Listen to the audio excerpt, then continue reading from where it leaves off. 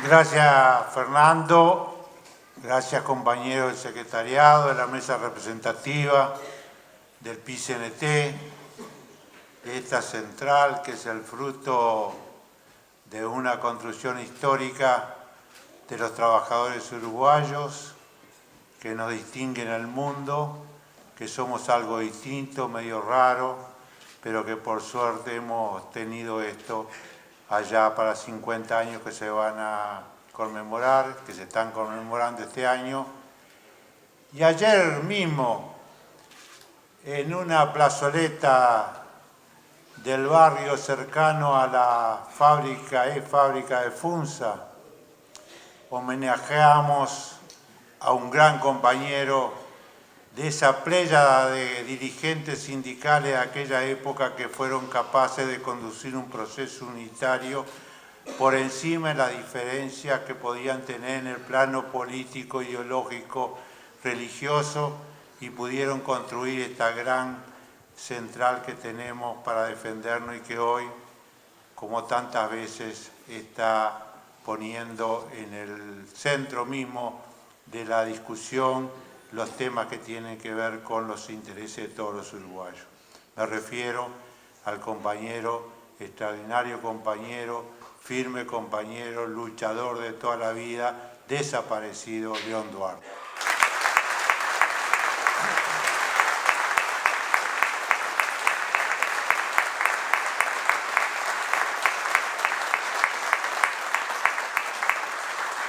Este mes de junio hemos estado de conmemoraciones, yo creo que todas ellas justificadas.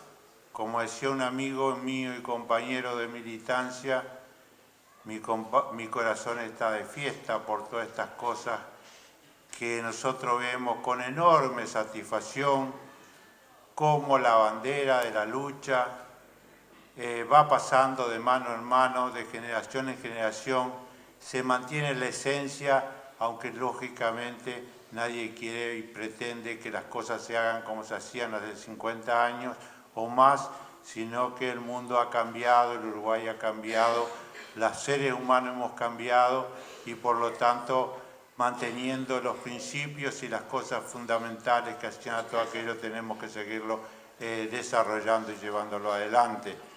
Y me refiero a cómo en esta época en la cual se nos trata por todos los medios con técnicas sofisticadas de tratar de hacernos olvidar los fundamentos de toda esta historia, de la mejor historia, de parte de la mejor historia que aún no está suficientemente reconocida de los trabajadores uruguayos y de su papel en la construcción de este país que tanto ha dado, que tiene tanto para dar en la lucha por la libertad, la democracia, que lo hemos demostrado cada vez pagando un altísimo precio por ello, pero que no estamos arrepentidos, por el contrario. Más allá de todos los dolores, hoy podemos decir que tenemos un movimiento sindical y social que es capaz de incidir en el curso de los desarrollos de la patria, de los desarrollos del país, de las nuevas generaciones, manteniendo la esencia. Da gusto escuchar a este compañero estudiante de que parecería que el tiempo no se hubiera detenido en cuanto a la reafirmación de determinados principios, de esa unidad entre los trabajadores y los estudiantes en aquellas gloriosas etapas donde la universidad consiguió tantas cosas que todavía prevalecen para el día de hoy. Con los compañeros cooperativistas, en fin, con todas las organizaciones sociales. Por eso es que en este día de hoy, nosotros de la órbita de los jubilados queremos decirles que se ha vivido un proceso también, que en el año, al comienzo de la década del 90 hubo un plebiscito, que ese plebiscito era si, de qué forma estaba obligado los distintos gobiernos a ajustar las jubilaciones. Ese plebiscito tuvo una amplia aprobación por una determinación que establece que el promedio del aumento de los salarios, el promedio de lo que los consejos de salario acuerden, es lo que reciben las jubilaciones como aumento cada año. Fíjense en cómo era la cosa antes, ¿no? Cuando era según las disponibilidades que tenía el Poder Ejecutivo. Y luego, ¿qué pasó en la década del 90? Como ya ha sido dicho acá. Los consejos de salario no se convocaban, no había negociación colectiva y entonces estábamos bárbaros, con un artículo que nos favorecía en pila, pero como no funcionaba el mecanismo, no teníamos los aumentos que nosotros esperábamos tener. Y entonces, claro, la jubilación y las pensiones era una desgracia tener que jubilarse, porque te jubilaba y iba de cabeza a pasar muy mal. Y además había decenas y decenas de miles de trabajadores que habían dejado todo su esfuerzo a lo largo de la vida que no se podían jubilar, porque no se aportaba a la seguridad social, porque no había los instrumentos que permitieran demostrar que esos trabajadores se podían jubilar y que habían trabajado, más allá de cómo le había ido. Y tenemos que reconocerlo, que en esta etapa últimamente se ha logrado jubilar mucho de esa gente que se le había sido negado el derecho a pesar de haber trabajado toda la vida y haber aportado toda la vida, sin embargo se le negaba el derecho. La jubilación en Uruguay, compañeros, no hace mucho tiempo que es un derecho, porque si no tenías una tarjeta, las redes de clubes que había en torno al BPS eran los que daban las tarjetas para que la gente se pudiera jubilar. Hace poco tiempo que todos los trabajadores tenemos derecho a jubilarnos por un derecho y no por una prebenda, por una tarjeta política, por un pronto despacho.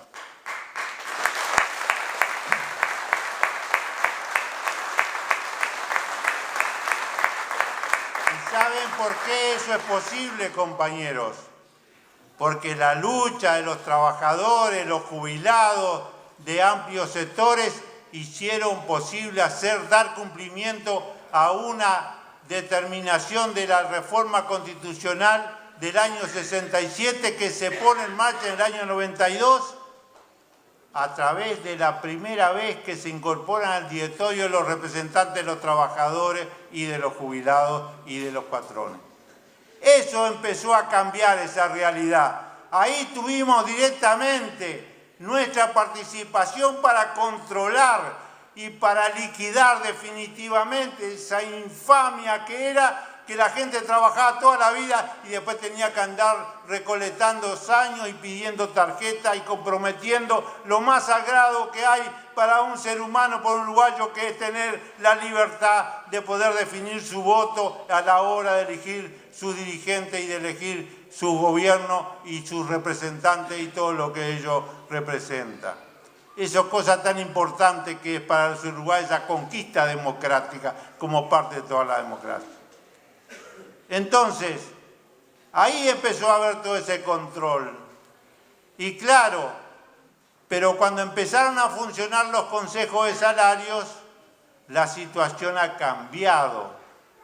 Y por eso es que nosotros decimos que nuestra suerte en la parte que tiene que ver con la jubilación está vinculado no solamente por la historia, no solamente por lo que nos une, no solamente que siempre tratan de dividir a los viejos y los jóvenes y de contraponer como si tuviéramos intereses contrapuestos, sino que es nuestra porfiada decisión de luchar para hacer posible de que hoy tenemos esa disposición. Dos cosas: el artículo de la Constitución con el plebiscito y que funcionen los consejos de salario y que los mismos tengan buenas decisiones. Por eso, porque no es tampoco que funcione. Además de funcionar, tiene que haber un resultado que tenga que ver con esa situación. Por lo tanto, nosotros no solamente desde el punto de vista general y de todo lo que nos une y de las distintas generaciones, sino en concreto, nosotros tenemos una vinculación directa. Nuestras jubilaciones dependen directamente del índice medio de salario Y por eso es que tenemos tanta preocupación también, igual que ustedes, de cómo les va. Por eso esa consigna de que si a los trabajadores le va bien, al Uruguay le va bien. Eso es así. Nosotros los jubilados sabemos perfectamente bien. Eso es así.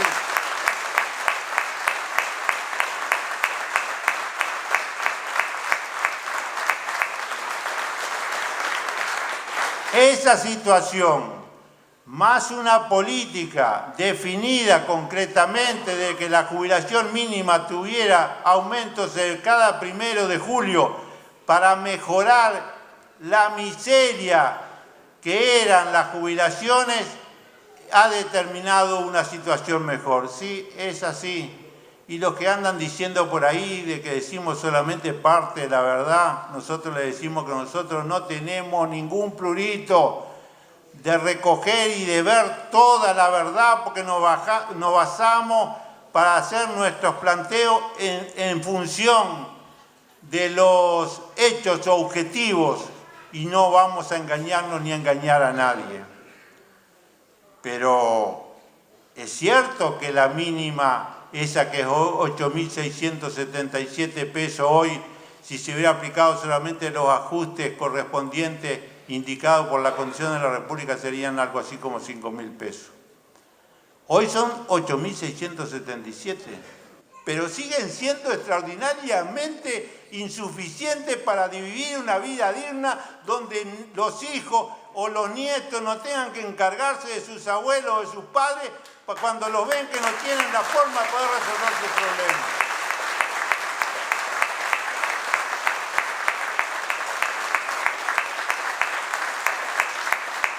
Vivir una vida digna los últimos años, cuando entramos como a la etapa del adulto mayor, supone no solamente seguir teniendo derecho a votar, a elegir y a ser elegido, a participar en la vida democrática, en todo lo que hace los adelantos de la sociedad y de la obtención de nuevos derechos y de participación. Hoy de mañana había un señor que en una radio gritaba ¿qué tienen que ver los trabajadores con un tema programático que citaba?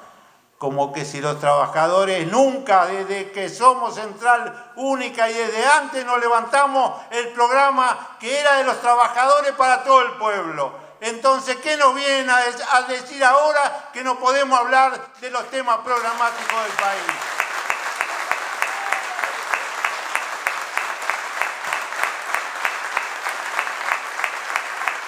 Entonces, nosotros decimos que eso es así y que también tenemos cosas muy importantes que con ONAPU y a través de sus 159 asociaciones de todo el país que están enclavadas en cada uno de los pueblos y ciudades de la República, llevamos adelante distintas actividades que hacen para mejorar las condiciones de vida estos últimos años de la persona como tenemos derecho.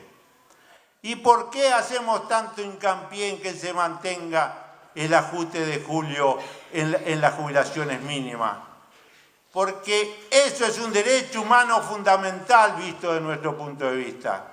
El derecho a vivir una vida digna, el de no tener la dependencia también en el plano económico, aunque sean nuestros hijos o nuestros nietos. No es justo que eso sea así, no es digno. Más allá del amor que existe entre el padre y el hijo, entre el padre y el abuelo, entre el abuelo y el nieto, que por suerte se van encontrando formas de que también allí haya un entendimiento y una comprensión. Y nosotros queremos que la jubilación mínima aumente, que no se detenga el proceso de mejoramiento. Porque en derechos humanos todos sabemos que el esfuerzo que se ha venido realizando a lo largo de 9 años, si cesamos, si permitimos que el ajuste de las jubilaciones mínimas no contemple el aumento del costo de la vida y este 7% que ya llevamos en este año y que el año pasado no hubo recuperación prácticamente de las jubilaciones, nosotros vamos a llegar al año que viene con unas jubilaciones mínimas muy deprimidas, perdiendo poder adquisitivo. Y nosotros no queremos retroceder, No queremos que nuestros viejos vuelvan a los niveles de pobreza y de miseria a la cual fueron sometidos durante tantos años. Nosotros queremos que sigan mejorando. Y si eso no se entiende, que es tan fácil de entender, es porque las políticas de mejoramiento permanente de las condiciones de vida de la población no las estamos leyendo iguales, no las estamos entendiendo iguales.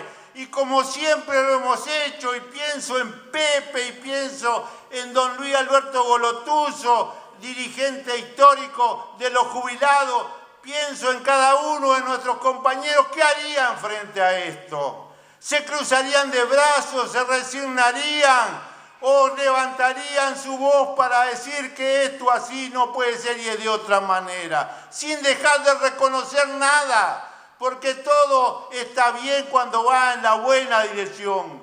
Y nosotros decimos, por lo tanto, de que este tema de la jubilación mínima se debe entender que es un problema fundamental, porque si se ceja en el esfuerzo, se va a retroceder en un esfuerzo de 9 años que se ha venido haciendo y paso a paso mejorando esa condición de tanta gente. Compañeros y compañeras, ¿saben cuántos trabajadores, ex trabajadores cobran de jubilación 10.000, 20 pesos hoy? 200.000, de 619.000. ¿Saben cuánto cobran menos de 20.000 pesos para abajo? 70% de 619.000. Esa es la realidad de las jubilaciones. A veces uno le parece, uno oye expresiones que hay y que parecería que las jubilaciones todas son una cosa fantástica. Y no es esa la realidad. La tasa de reemplazo de la ley que está vigente, la ley que modificó, es muy baja. La gente trabaja hasta el último día y no se retira y se queda porque sabe que pierde mucho de la parte de lo que tiene en actividad y que tiene que pensarlo 2 veces para jubilarse. Y por eso es que nosotros decimos que la ley de la AFAP no solamente que son de un principio que no estamos de acuerdo, que no debe ser una mercancía, que no se debe negociar con ella, que no se debe jugar como quien juega la ruleta con los ahorros de los trabajadores. Decimos que ese es un camino que no es nuestro camino, no es nuestra concesión de la seguridad social. Nuestra concesión de la seguridad social debe ser una concesión solidaria, de generación en generación, de atender esa... Y no se puede considerar eso como un elemento más de lo que tiene que ver con una negociación más como si fuera otra cosa. No, esto es sagrado, es un principio, es cosa de derecho humano fundamental el que exista esta cuestión. Y nosotros la verdad que no entendemos cómo se puede seguir manteniendo una AFAP que son del ahorro individual, que introduce una concesión diferente de la solidaridad, en lugar de la solidaridad el individualismo. Y cuando eso que yo decía en la década del 90, también la AFAP se vieron favorecidas, entre otras cosas, por eso que yo contaba, porque no había consejo de salario, porque las jubilaciones eran miserables y ahí le prometieron a la gente que de esa manera se iba a resolver. Y hay que reconocerlo que en aquel momento no lo pudimos dar vuelta, pero que eso sigue estando planteado, que es una cuestión fundamental, que el problema de los cincuentones no se resuelve, porque si no se cambia esa ley, la ley tiene generando cincuentones como los que hoy tenemos, va a seguir generando. Se puede resolver la coyuntura con un esfuerzo y seguramente que hay que hacerlo, pero que si no cambiamos la ley misma va a seguir generando cincuentones que no van a poder jubilarse como les corresponde y como tendrían derecho o como se les ha prometido. Por eso es que esa lucha la tenemos que seguir dando, la lucha por cambiar esa ley que es tan anti-seguridad social, que es anti-resolver los problemas cuando la persona es más vulnerable, que es cuando llega a la adultez mayor, que es no entender que este es un proceso, es un problema de solidaridad fundamental. Es entender que eso se aplicó solamente en los países de América Latina y de Europa del Este y que en otros lugares eso no se ha aplicado, porque esto ha fracasado, porque es algo que hay que rever y que hay que cambiarlo. Y nosotros, desde nuestra humildad de los jubilados, estamos también luchando y haciendo para que esto sea de esa manera. Entonces, compañeras y compañeros, ha sido muy largo.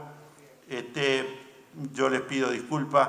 De todas maneras, queríamos trasladar este mensaje de los jubilados y anunciarles que el 4 de agosto los jubilados haremos una movilización en todo el país a los efectos de plantear nuestra plataforma, que no es solamente, obviamente, la de la jubilación mínima, sino que tenemos otras cuestiones que tienen que ver con la salud, con la vivienda, con distintos aspectos que tenemos planteados y que también nos vamos a movilizar el 4 de agosto a nivel de todo el país, con un acto central en Montevideo, y que estamos convocando a que nos acompañen a ustedes y a todas aquellas personas que entiendan que lo que estamos reivindicando es justo y forma parte del conjunto de las necesidades de nuestra sociedad. Muchas gracias, compañeros.